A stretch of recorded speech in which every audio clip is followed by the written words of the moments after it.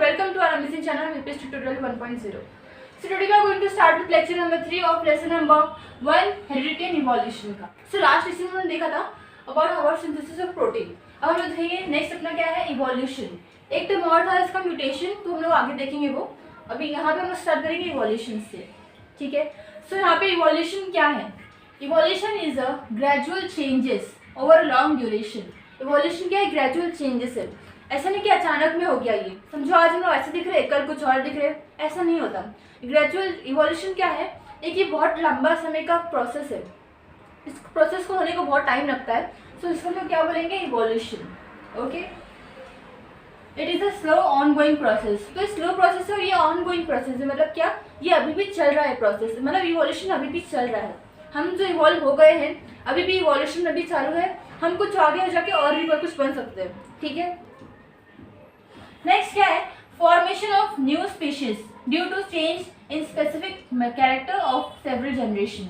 बहुत सारे जनरेशन्स में न्यू स्पीशीज बन रहे हैं. ऐसा क्यों हो रहा है? क्योंकि वहाँ पे न्यू जनरेशन्स में जो है ना, हर एक जनरेशन का कुछ कुछ चेंजेस हो रहा है, राइट. तो हर एक जनरेशन में जो चेंजेस हो रहे हैं उससे एक अलग अलग जनरेशन में न्यू स्पीशीज बन रहे हैं, ठीक है. तो इवोल्यूशन का एक बहुत लंबा प्रोसेस है जो बहुत टाइम से चल रहा है और ये अभी तक चल ही रहा है. ओके, नाउ नेक्स्ट इज, अभी इवोल्यूशन हो रहा है, पर इवोल्यूशन स्टार्ट कैसे हुआ था, कहाँ से स्टार्ट हुआ था, ये सब अपना जो वर्ल्ड है, अपना पूरा यूनिवर्स है, अपना पूरा ब्रह्मांड बोलते हैं हम लोग, यूनिवर्स है पूरा, सब कहाँ से आया, कैसे आया, वो सब देखते हैं अभी. सो हमारा very first is tiny small ball fallen full of energy. एक स्मॉल टाइनी बॉल था जो कि पूरे अपने यूनिवर्स में भी ऊपर जहाँ पे प्रेजेंट था, वहाँ पे एक टाइनी से स्मॉल बॉल प्रेजेंट. वो कैसे था? फुल ऑफ एनर्जी था. अगर वो बर्स्ट हो तो इतनी एनर्जी अपने यूनिवर्स में फैल जाएगी ना, तो वैसा ही हुआ. वो क्या हुआ? टाइनी जो स्मॉल बॉल था वो क्या हुआ? Again exploded. मतलब क्या? फट जाना, एक्सप्लोड हो जाना. ओके, फिर उसके बाद एक्सप्लोड होने के बाद क्या हुआ? बिग बैंग इवेंट हुआ. तो हमने एक थ्योरी सुना था, बिग बैंग थ्योरी, ठीक है. तो वो थ्योरी क्या बोलते हैं? जो टाइनी बॉल था, वो जो फुल ऑफ एनर्जी था, वो क्या हुआ? एक्सप्लोड हो गया. एक्सप्लोड होने के बाद पूरा एनर्जी उसका पूरे एरिया में फैल गया. जिस एरिया में वो एनर्जी फैल गई तो उसको हम लोग क्या बोलेंगे? यूनिवर्स, ठीक है. क्या बोलेंगे? यूनिवर्स. तो उसके बाद क्या हुआ? यूनिवर्स से अपना क्या बना? गैलेक्सीज बने. बहुत सारे गैलेक्सीज बने. उसमें से एक गैलेक्सी कौन सी थी? अपनी मिल्की वे, जो हमारी गैलेक्सी है. Okay, now next, Milky Ways में क्या बना? स्टार बना. कौन सा स्टार? सन. आपने इतनी पढ़ा होगा कि सन भी एक क्या है? हमारा स्टार है, राइट. ओके, सो अपना स्टार बन गया. स्टार के नाम क्या इवॉल्व होता है? अपना प्लैनेट्स, राइट. सो प्लैनेट्स को हम लोग क्या बोलेंगे? अपना सारे प्लैनेट्स को मिलाकर हम क्या बोलेंगे? Solar system. उसी सोलर सिस्टम में से अपना क्या है? अर्थ है, जो कि उस टाइम पे कैसे था? बहुत हॉट था, ठीक है. हॉट होने की वजह से वहाँ पे कोई लिविंग ऑर्गेनिजम्स नहीं थे, कोई लाइफ एग्जिस्ट नहीं कर पा रही थी. पर उसके बाद क्या हुआ? कुछ टाइम बाद क्या हुआ कि थाउजेंड्स ऑफ ईयर के लिए वहाँ पे बारिश होने लगी, ठीक है. बहुत टाइम तक बारिश हुई और अपना अर्थ जो कैसा हो गया? कूल हो गया. तो यहाँ पे वही बोल रहे हैं, for thousands of year it rain and then after earth then get quite cool. तो एनवायरमेंट एकदम भी कूल नहीं हुआ था, थोड़ा एनर्जी वहाँ पे होने के लिए वहाँ पे हीट भी थी. तो उसके बाद क्या हुआ? जब अपना अर्थ कूल हो गया, पूरा ओशियंस भर गए अपने, उसके बाद क्या हुआ वो देखते हैं. नाउ उस टाइम पे जब पानी पूरा भर गया था, many elements were there on earth. बहुत सारे एलिमेंट्स, मतलब कि हाइड्रोजन, कार्बन, नाइट्रोजन, ऑक्सीजन, ये सब क्या एलिमेंट्स है अपने. तो उस टाइम पे वो एलिमेंट्स जो कि अपने ओशन में प्रेजेंट थे, उन्होंने क्या किया? आपस में रिएक्ट किया. रिएक्ट करने के बाद क्या हुआ? उन्होंने ऑर्गेनिक इनऑर्गेनिक मॉलिक्यूल्स बनाना चालू कर दिए. ऑर्गेनिक मॉलिक्यूल्स मतलब जो कार्बन कंटेनिंग होते हैं, और इनऑर्गेनिक मतलब जो नाइट्रोजन, फॉस्फोरस, ये सब जितने भी चीज़ हैं वो सब इनऑर्गेनिक में आ गए, ठीक है. तो वो सारे मॉलिक्यूल्स बन गए. मतलब क्या बन गए? ऑर्गेनिक और इनऑर्गेनिक. किससे बने ये सब? अपने एलिमेंट्स से बने. कौन कौन से elements? Hydrogen, nitrogen, oxygen, carbon and so on. Now, after this organic and inorganic molecule form, they react, and after reaction they form simple proteins and nucleic acid. तो रिएक्शन के बाद उन्होंने क्या करना? Simple proteins and nucleic acid बनाना चालू कर दिए. ओके, सिंपल प्रोटीन्स बन गए.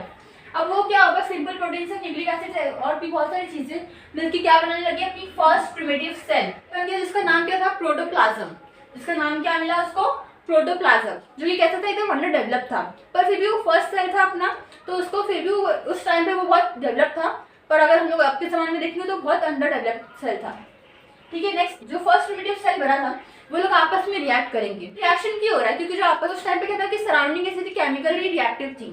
तो आपस में वो लोग रिएक्शन बना के नंबर्स ऑफ सेल उसमें इंक्रीज करते गए, ठीक है. इंक्रीज हो गए, वो लोग क्या करेंगे? ग्रो करेंगे. जो सेल उस वक्त बन गए थे, उन्होंने क्या किया? ग्रो किया और अडेप्ट किया. जो एनवायरमेंट थे उनको क्या कर दिया? अडेप्ट कर लिया. ओके, सो अडेप्टेशन किया तो वो लोग आगे जाके ग्रो करने की इवोल्यूशन होते रहा, पर ऐसे भी सेल्स जो ना ग्रो कर पाए ना अडेप्ट कर पाए, अडेप्टेशन नहीं कर पाने की वजह से वो लोग क्या हो गए, डिग्रेड हो गए। ओके, सो ना ये जो ग्रोथ एंड एडेप्टेशन का प्रोसेस है उसी को हम लोग क्या बोलेंगे, प्रिंसिपल ऑफ नेचुरल सिलेक्शन। ये आपको प्रिंसिपल अभी आएगा, आगे चल के हम लोग ये भी पढ़ेंगे इसी चैप्टर में। तो ये नेचुरल सिलेक्शन हो गया। अब यहाँ पे क्या हो रहा है, यूनिसेल्युलर ऑर्गेनिजम्स जो थे इवॉल्व होने लगे और मल्टीसेल्युलर फॉर्मेशन होने लगे, तो इसी को हम लोग क्या बोलेंगे, इवोल्यूशन। ठीक है, सो आप क्लियर विद दिस कि इवोल्यूशन स्टार्ट कहाँ से हुआ और कहाँ कहाँ अभी भी चल रहा है वो, और किस तरीके से हुआ। यहाँ पे से एक टाइनी बॉल आया, उसने एक्सप्लोर किया, बिग बैंग थ्योरी हुई एंड यूनिवर्स बना, गैलेक्सी बनी, मिल्की वे बना, स्टार, सोलर सिस्टम, अर्थ, ये सब जितनी भी चीज़ें हैं सब कुछ मैंने आपको बता दिया। आगे हम लोग अपना थ्योरी देखते हैं। इन चीज़ों के पीछे बहुत सारी थ्योरीज है जो कि बहुत सारे साइंटिस्ट ने मिलकर दी है। ठीक है, तो वो थ्योरीज क्या है, वो एविडेंसेस क्या है, वो सब लोग अभी देखेंगे। ठीक है, ओके, सो हमने अभी जितने भी रिएक्शंस देखे थे कि हाँ ऐसा होता है वैसा होता है, उसके पीछे थ्योरीज क्या क्या है, एविडेंसेस क्या क्या, हम लोग वो देखेंगे। टोटल 6 थ्योरीज एविडेंसेस हैं, उसमें से हम लोग आज देखेंगे 2, जो कि एक मॉर्फोलॉजिकल एविडेंसेस और एक है एनाटॉमिकल एविडेंसेस। सो मॉर्फोलॉजिकल एविडेंसेस मतलब क्या, जो हम लोग ऊपर से दिखते हैं, इसका मतलब क्या कि फिजिकल अपीयरेंस, अपना फिजिकल अपीयरेंस कैसा है उसके बेसिस पे हम लोग क्या करें, एविडेंस दे रहे हैं। पहला क्या, उसका एग्जांपल क्या हो सकता है कि animals show similar structure and also plants, animals और प्लांट्स में दिखा रहे सिमिलर स्ट्रक्चर दिखा रहे, जैसे कि फॉर एग्जांपल हम डॉग और कैट को लेते हैं, डॉग और कैट। तो डॉग और कैट में क्या सिमिलरिटीज है वो देखते हैं हम लोग।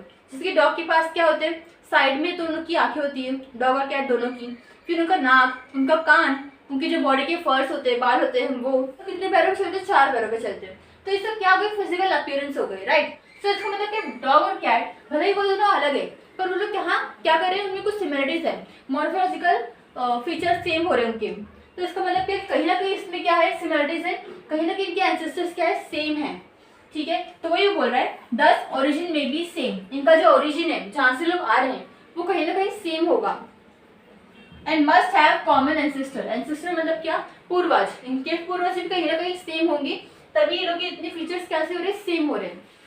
ठीक है, आई होप मॉर्फोलॉजिकल क्लियर है कि मॉर्फोलॉजिकल मतलब क्या, जो फिजिकल अपीयरेंस हो रहा है। ठीक है, so if you like this session please like and subscribe my YouTube channel. Thank you.